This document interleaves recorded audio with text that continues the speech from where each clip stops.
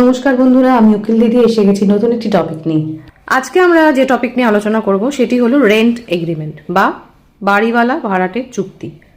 চুক্তিপত্রতে অনেক কিছু terms condition সব কিছু লেখা থাকে, তার মধ্যে দুটি টেকনিক্যাল টার্ম কিন্তু আমাদের খুব ইম্পর্টেন্ট জানা দরকার। সেটি হচ্ছে, একটি হলো লক ইন পিরিয়ড আর একটি হলো notice period. Lock in period বলতে 11 মাসের যদি চুক্তি হয় তার মধ্যে 3 মাস, ধরুন প্রথম 3 মাস লক ইন পিরিয়ড হিসেবে বলা আছে। সেই 3 মাসে আপনার কি হবে, সেই 3 মাস কিন্তু বাড়িওয়ালা হিসেবে আপনি ভাড়াটেকে উচ্ছেদ করতে পারবেন না, আবার ভাড়াটেও বাড়িটি ত্যাগ করে যেতে পারবেন না। সেটি হলো লক ইন পিরিয়ড। আর নোটিস পিরিয়ড বলতে, নোটিস পিরিয়ড জেনারেলি 1 মাসের হয়।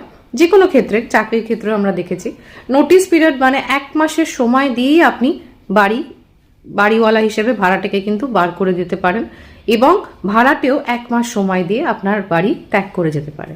তো এই দুটো টার্ম, এই দুটো শব্দ, এই দুটো ফ্রেজ খুব ইম্পর্টেন্ট বাড়িওয়ালা বা ভাড়াটের এগ্রিমেন্টের ক্ষেত্রে।